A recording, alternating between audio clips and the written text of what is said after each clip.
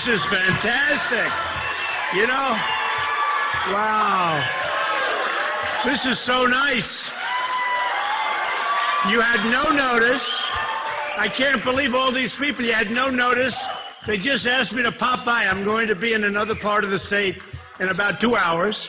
And they asked me to pop by, and look at everybody shows up. That's incredible. That's incredible.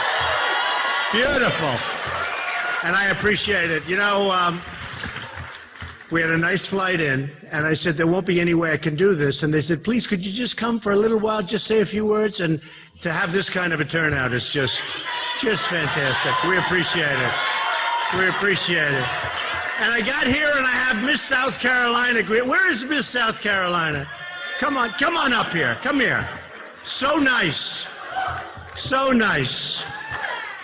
So she just got back, actually, from Miss America. And she was top 7. Very impressive.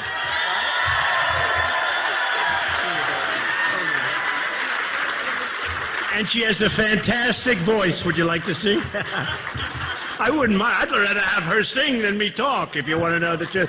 Well, I want to just congratulate you, darling. It's a fantastic job. Great going. Good.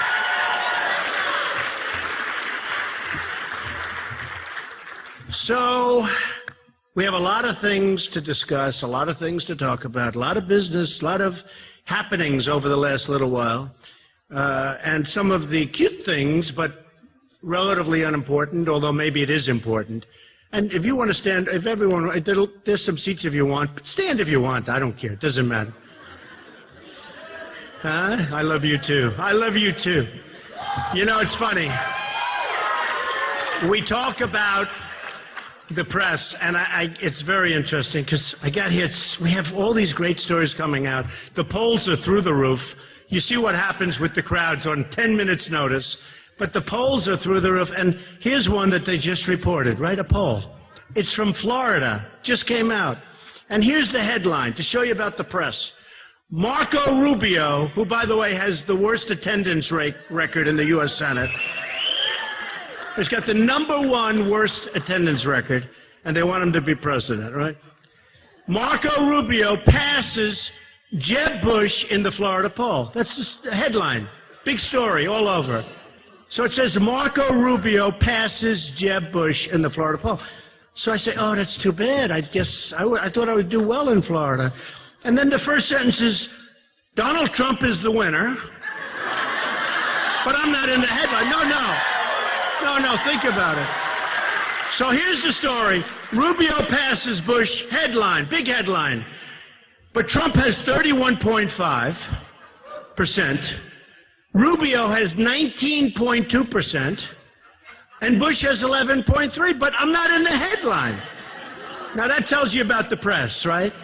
Do you think there's a little bit of a problem, maybe, that they have with me? I don't know. Here, you can who wants it, right? Here, you got it. Give it to her. Then, one that is even more bothersome, frankly, is Boeing. So Boeing, and I've been talking about this for a long time, Boeing is going to sell 300 jets to China, but as part of the deal, they're going to set up a massive plant in a big section of China. They're going to build planes over in China. And you tell me why. Why aren't they building them here and sending them? They're building them over there. They're going to build them over there. Believe me, that'll end up being their biggest. That'll end up being their best. That'll end up taking a tremendous number of jobs away from the United States. And people can say whatever they want, but that's not good stuff. You know, the other day, I asked my people to go out and check, what is the trade deficit with China? And by the way, I didn't say, like, how are we doing? I didn't say, are we doing well with China? Are we making money with China? I said, what is the trade deficit? All right, there's only one thing it could be, right? We know that. So it's close to $400 billion a year. Can you believe this? And this has been going on for years. Close to $400 billion. And that's China. Japan is close to $70 billion a year. Mexico. I love Mexico. I love China. I love Japan. I love them all. but we don't have the right people representing us. And you know that, right? Stand up. Will you stand up? What a great job. Come here, come here, come here. What a great job you've done. He got me over here, and you know what? I get a lot of money to make speeches and things. He got me for nothing, meaning he's a tough negotiator. Come here. Thank you, sir. Great job. Thank you, sir. Thank you. Absolutely. Appreciate it. I want him negotiating for us against China. But we have to take it back.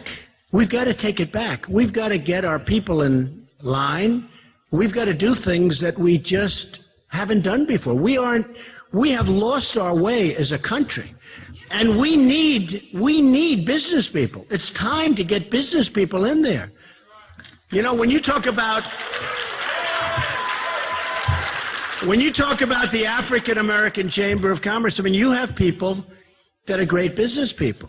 And it's one of the reasons you hear so many people said, by the way, from your chamber, in the back room, we were meeting with very smart cookies. They all read The Art of the Deal. And you know what I get out of nothing? They don't give me 10%, right? But this group, they've all done great. And they should. Last night I did Colbert. Did anybody see that? So the ratings were phenomenal. It had like a 3.7. It beat The Tonight Show with Jimmy Fallon, which I did last week. We had great ratings there, too. And it was a great evening. And following me was the gentleman who's a very nice man, Ernest, who negotiated the pact with Iran. And I wrote, Colbert gave me a book. He said, would you do me a favor? Would you write something, a little note? And I wrote him a note. I said, better luck next time. And he was very nice. I mean, look, they're trying. They're trying very hard, but we got to do better. If we're going to make our country great again, look at all these people. We just have to do better. And so we can talk Iran deal. You've heard me before. Disaster. We can talk military. You've heard me before. We're going to build it up. We're going to make it so strong, nobody's going to be messing with us. Believe me. So strong, so good. We're not going to have to use it. I don't think. You know, a lot of these guys, and I say it really is terrible. They ask me, what are you going to do in Syria? What are you going to do? Are you going to attack Russia, start World War III? You know, Syria's, I don't want to start World War III over Syria, believe me. But are you going to start? And, you know, Bush got up, and so did Hillary. And she said, Trump's tone, his tone isn't nice. My tone. We need an energetic, we need people with energy. My tone. And, you know, they get up, and we need people that are somewhat unpredictable. I had an article recently, and it was said great things about me from a financial standpoint. Trump's really smart. He's really great. They actually used the word genius, but I won't say that because I don't want to. But they said one of the people that competed with me and actually lost said he's totally unpredictable. You never know what he's going to do. And that's a good thing. That's not a bad thing. That's a good thing.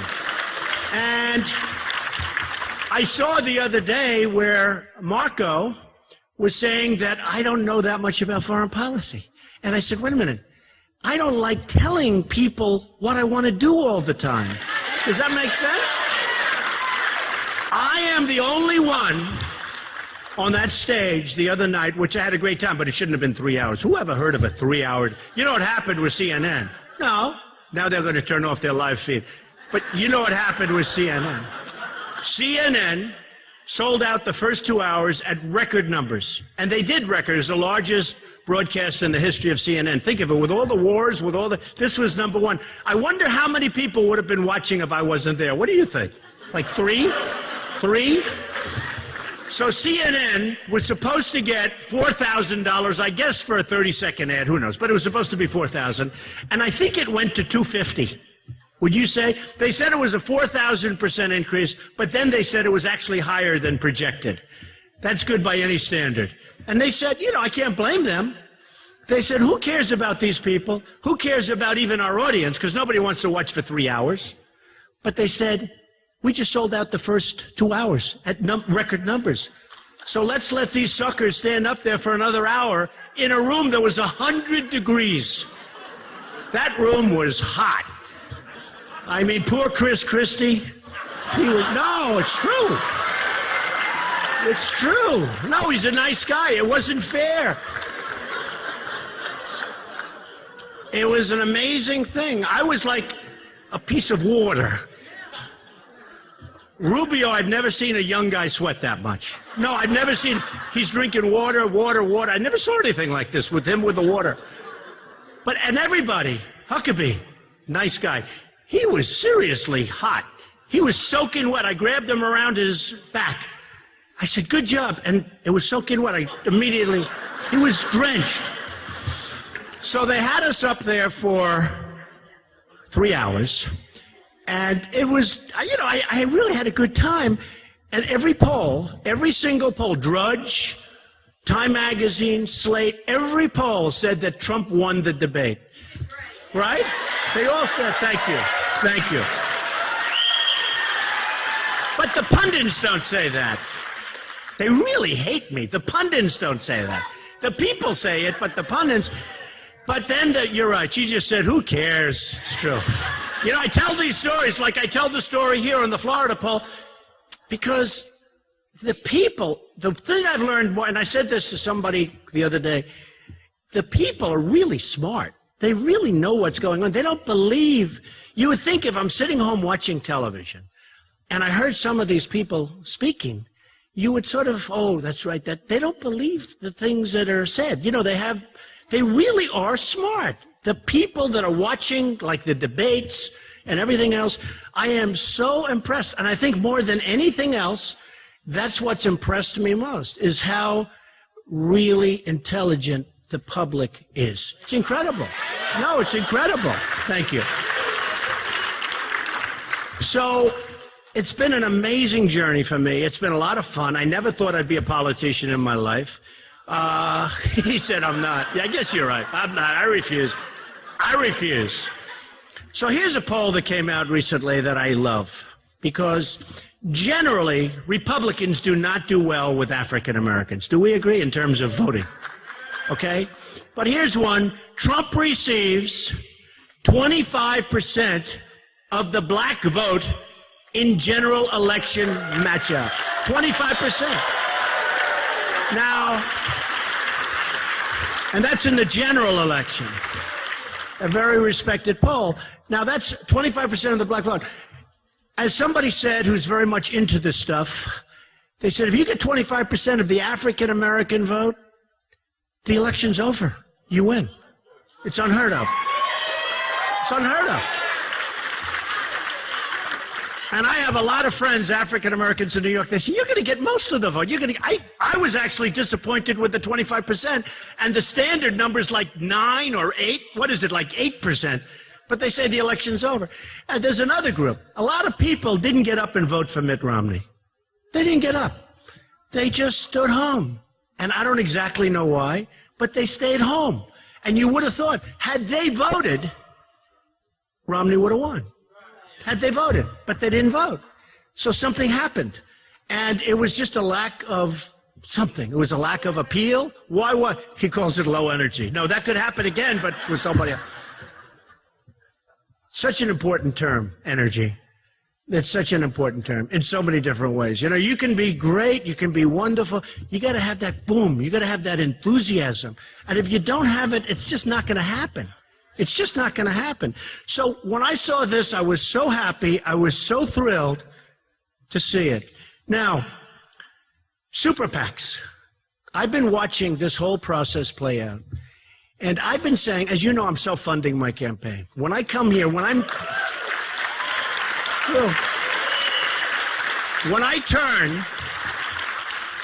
turn that big, beautiful plane around, and it costs a lot of money so I can see you guys for a little while. It costs me a lot of money. I'm paying for it.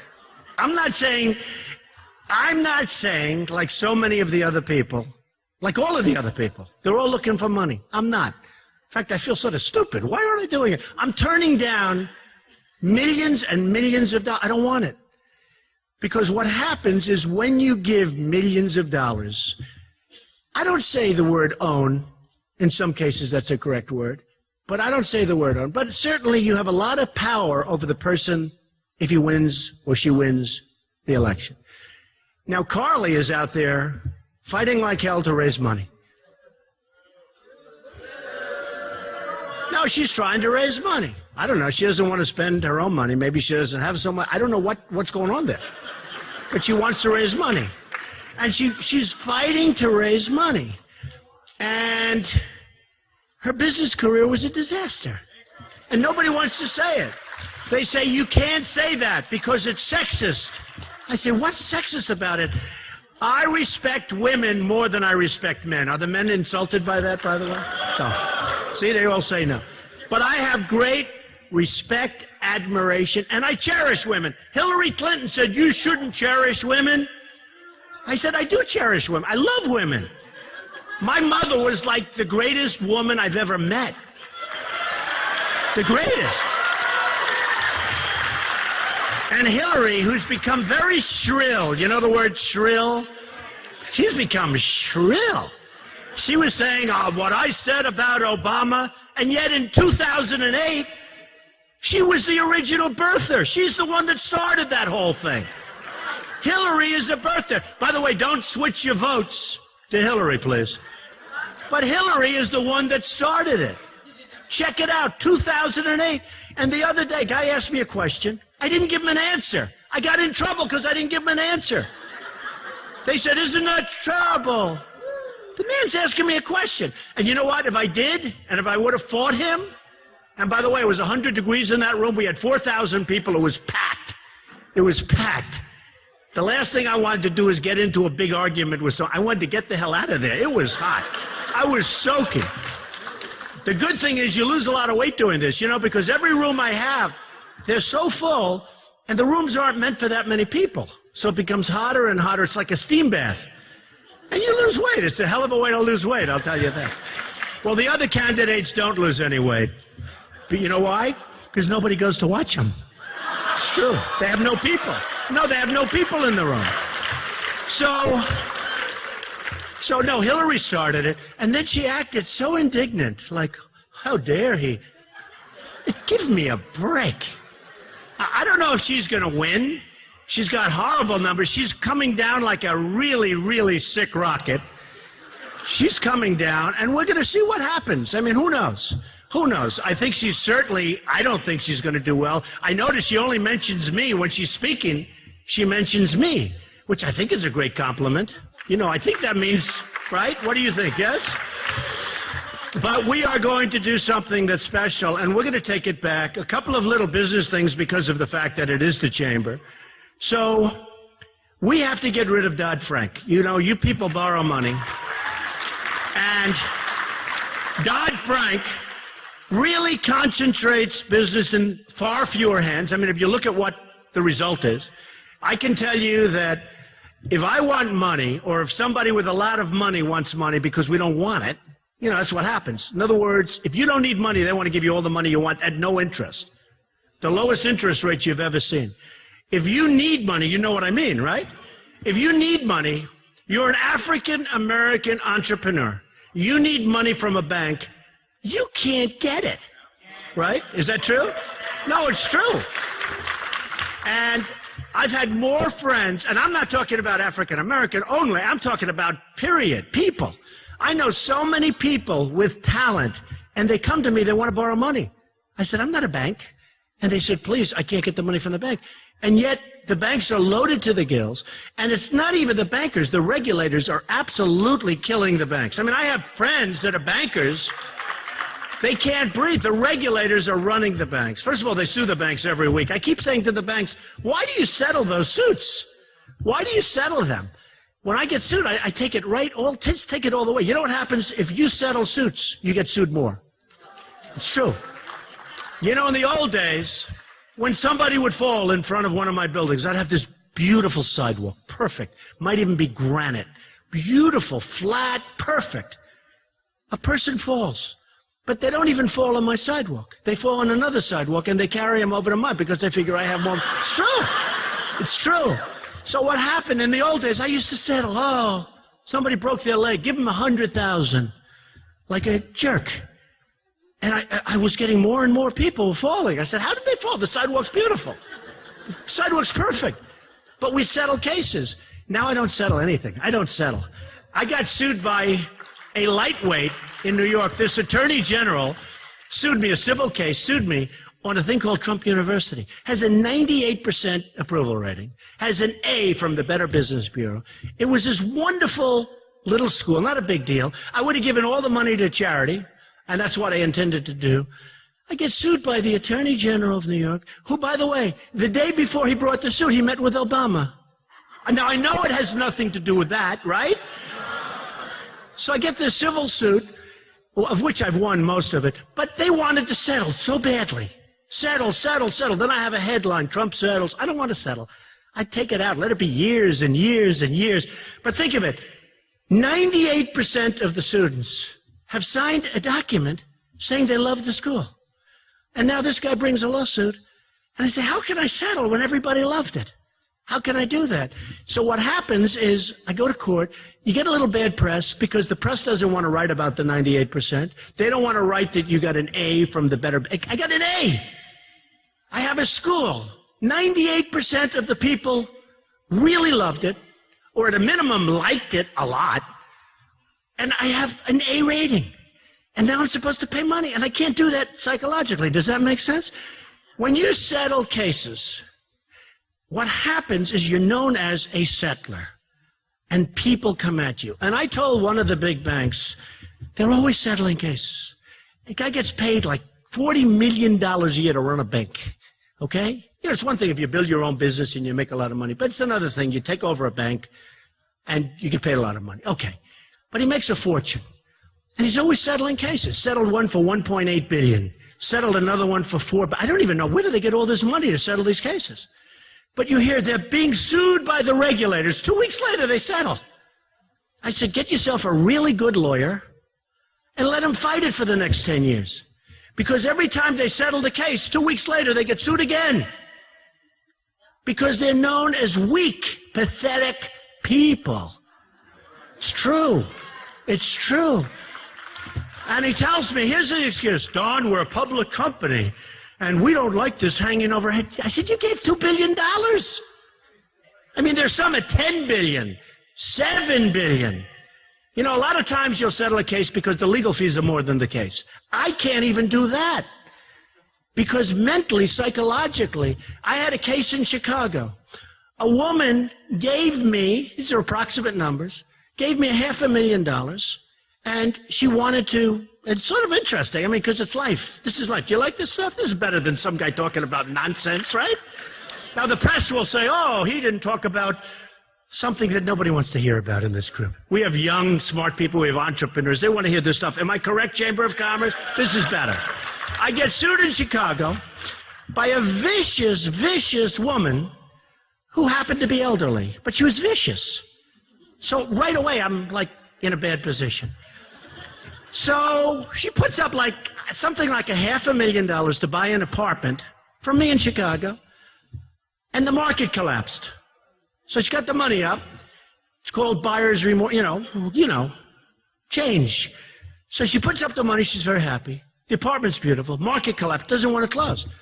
So let's say, I don't know the exact numbers. Let's say the apartment's $2 million. But she didn't want $2 million. She wanted $5 million. She didn't want $500,000. She didn't want her deposit back. I wouldn't have given it back, by the way. No, I wouldn't have given it back. But even if I wanted to, so she puts up $500,000, and I think she wanted like $4 or $5 million. I said, for what? Well, the ceiling wasn't painted the color. You know, I mean, all excuses. Right? All excuses. And I said, I'm not going to settle. The press loved it. You probably remember the case in Chicago. So now they say, there's no way Trump is going to take over. And the woman was, I think, like 80 when she sued me. I think she was 87 when I won. Can you believe it? No, I think the case lasted for years. And then I had to go to court. And they said, we'll reduce the number. By the way, the building is incredible. It's an incredible building. It's not like it's a defective building, because if it was, that's a different ballgame. But I build good. What I really know, and I'll build the greatest wall you've ever seen. I built it. So the woman wants far more than even the cost. For what? For psychological distress. Okay? And anyway, I said, we can't settle this. Now, for me to go to Chicago for 2 days, I was a witness for like a full day and more than that. That's a big deal.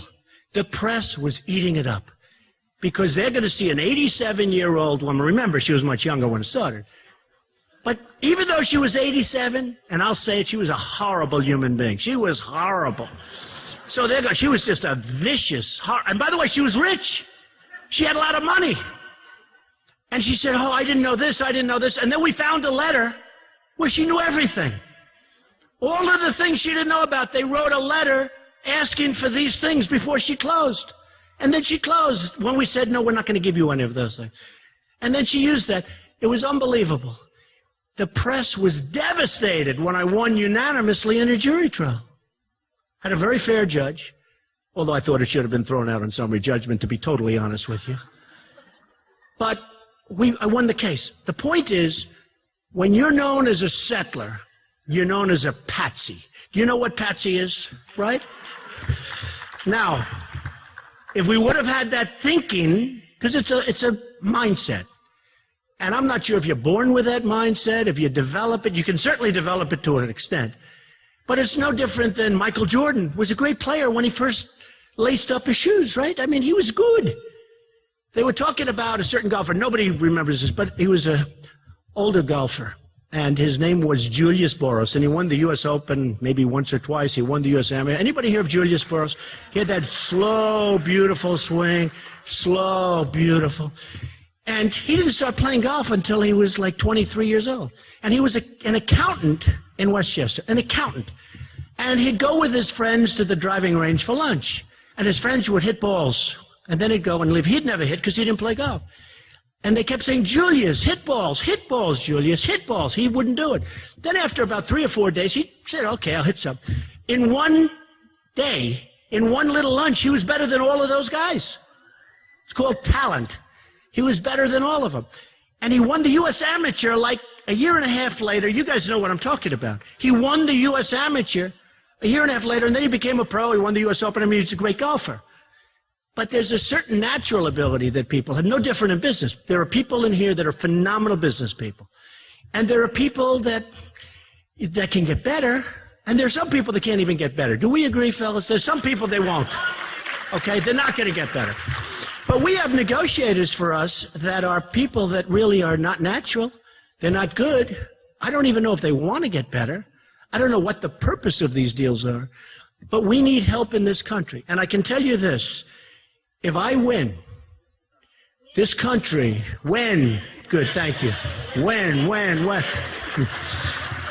This country will be so strong and so rich. We have such potential. We have all the cards. People say, oh, but China, they make this, they have us. You know, we owe China $1.4 trillion. Think of it. You know, we owe 1.9 now trillion. 1.9 trillion. Nobody even knows what does anybody know what a trillion is? Add it up. How many hundreds of millions is a trillion? No, think of it. Most people don't even know what it is. This was a name 10 years ago. You never even heard the word trillion. Now it's like commonplace. But China, Japan, Mexico is becoming the new China. They are taking our bit. Nabisco's moving into Mexico now. I'm not eating Oreos anymore, believe me. Ford, or many of the car companies are going in. But that's not going to happen with me. We're going to have a great relationship with Mexico. But that's not going to happen with me. We're going to have I want the jobs here. But think of it. So China, it's impossible for us to do business with them. As per the article, Boeing is going to get an order, but they're going to build a plant. And I guarantee you, China said, we're going to order planes, but for us to do that, we want you to build a massive plant. Well, what the hell good does that do us? That means that in a few years, they're going to be making the planes in China like they're making everything else. We've got to put a stop to it. We've got to put a stop to it. So, if and when, I'll say if and when. Because, you know, if I say when, you got all those cameras back there. If I say when, they're going to say he's so arrogant. He's so arrogant. I'll tell you another funny poll story. The other day, a number of polls came out, and they came out, and they were all good. CNN was good. It was 24%. NBC was 29, almost 30%. Then you had Zogby, which was, I think, 32 or 33%, and you had another one at 32 or 33%. They're all like really high, killing everybody. Now, in CNN, I was beating everybody pretty badly. But that's the only poll they showed. They didn't show the other ones. I said, I wonder why, right? So we're fighting, there's a whole big thing going on. We're fighting something that's very, very unique. But, so I'm going to say, if and when I win, this country is going to be so strong. It's going to be so rich. We're going to have so many jobs. You have to understand that our blood is being drained out of us by other countries with their devaluation of the currencies. They're draining us. You know, we make product better than China. If you look at our furniture, well, you know, from South Carolina, from North Carolina, you know the great furniture. If you look at our furniture, if you look at all of our we do better. We do better than it's better quality. I have a friend, he just ordered a massive amount of furniture from China. He's going crazy in a hotel. People sit in the chair and the chair breaks. It's like they go down. They go down for the count. But they devalue their currency and they make it impossible for our companies to compete. And we can't let that happen. We can't let it happen. When Japan sells us thousands and thousands of cars, millions of cars, and they come in, I was in Los Angeles a few weeks ago, biggest ships I've ever seen, biggest I've ever seen. And they're floating in cars. We sell them beef. And then when the beef gets there, they don't want it. Now you tell me about beef that's sitting there back and forth for a couple of months. I don't want it. Maybe that's why they call it Kobe beef. It's aged. You know, maybe. No, it's aged beef. And they charge more money for it. But now think of it. We sell them beef and things like that. But it's a tiny fraction compared. And then we have a trade deficit of the kind of money that I went over. And when we have the proper negotiators, and I know the best in the world, they're all calling me. You got to give me a couple of names.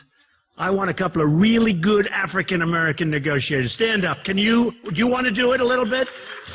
I'll take you right now. I'll take you right now. I love that. And you have some great negotiators. I know that. But I have guys call me the biggest people in business. Because, you know, nobody thought I was going to run. They said, why would he run? He's got this wonderful family, wonderful company. Why would he run? Why would he put himself through this? And I'm actually asking that question myself. But why would he do it? And nobody thought I was going to run.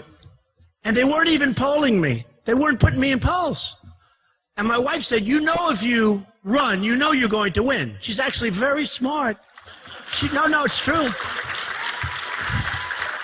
Because I see the way people react. But if they poll you before you announce, you're never going to get anything because, frankly, nobody believes you're going to win no matter what. Nobody believes. And it doesn't matter if you say, I'm running, I'm telling you. If they say Donald Trump is running, will you? But they're saying he's not running.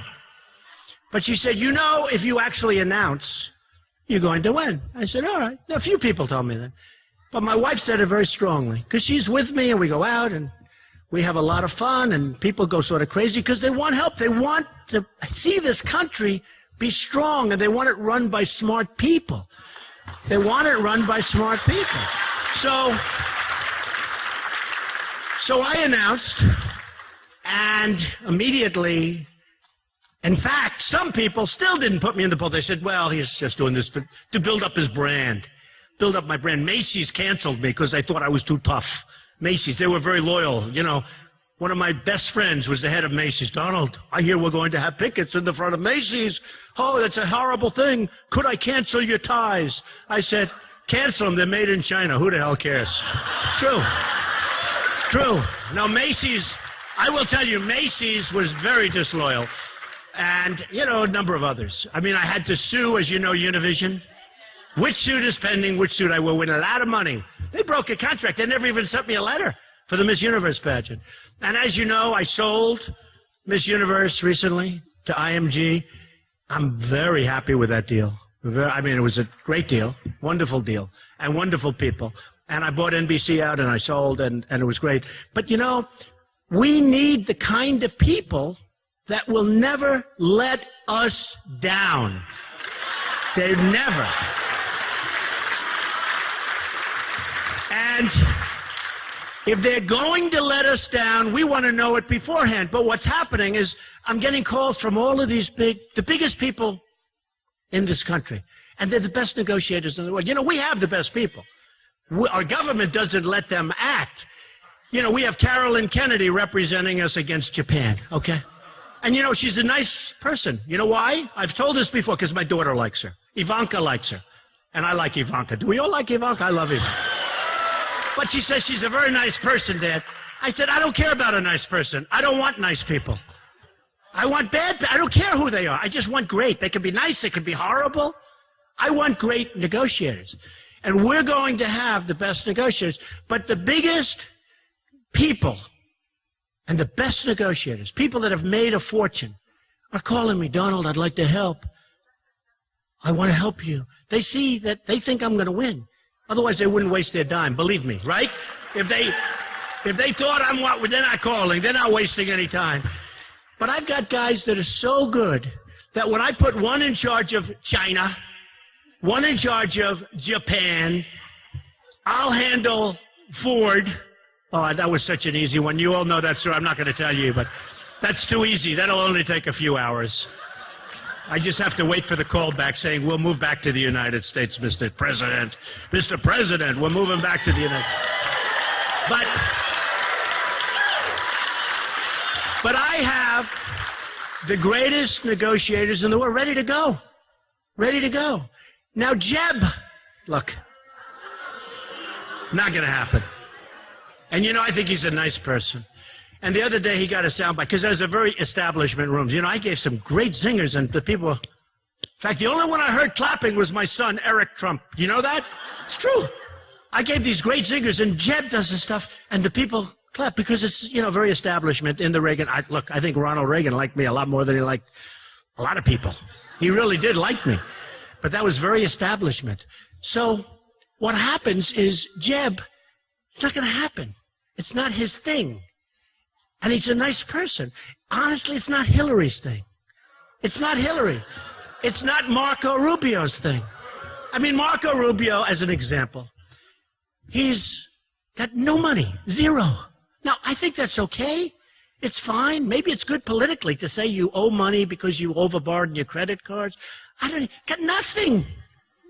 I mean, he's got nothing. Maybe he should, like, practice. You know, he goes to the Senate, and then he once just said, let's go, I'm going to go over here. I'm going to run against my mentor. And I'll tell you one thing. Jeb was the mentor for Marco Rubio, right? You've heard that.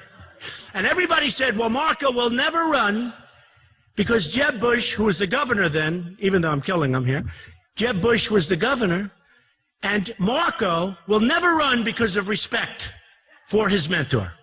And I figured the same thing because I'm a very loyal person. I wouldn't have done it ever. I think it's very disloyal. So Jeb Bush was this mentor. And I'm saying, well, he's not going to run because, and everybody's saying that. He announced he's going to run because he's overly ambitious, too young, and I have better hair than he does, right? Do we agree? Do I have better hair than he does? And there's an age gap. There's an age gap. But I say that, and this is what bothers me about politicians. So he announces he's going to run. And they go to Jeb. What do you think of Marco Rubio? He's my dear, dear friend. He's wonderful. He's a wonderful person. I'm so happy that he's running. Give me a break. That's called politicians speak. Then they go to Marco. What do you think of Jeb Bush? Oh, he's great. He's brought me along. He's won. They hate each other, but they can't say it. They hate each other. It really does bother me when I see them and I see Jeb, and maybe that's what you want, and maybe that's the kind of people that are going to get elected, to be honest. Maybe they don't want a straight talker. Maybe they don't. No, maybe they don't. But I am so tired of this politically correct crap.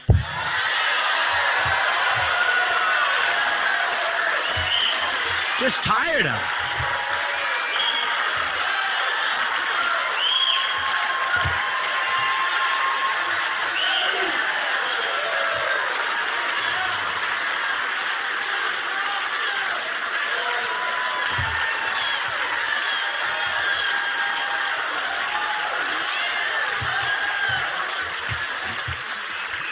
So, we're going to go out. We're going to fight hard. I'm not taking money, as I said before. And I am going to win, and we're going to turn our great country around, and we are going to do something. We are going to do something that maybe has never been done before, but we're going to turn it around. We're going to make it great again. You're going to be so proud that you were in this room. And now I better get back on that plane and get the hell out of here, because I have other people from South Carolina that are waiting for me. But I appreciate it, and I really do. It was a quickie, and I love you all, and we're going to do it. And thank you to the Chamber. I appreciate it, fellas. Thank you. Thank you, everybody. Thank you. Thank you very much.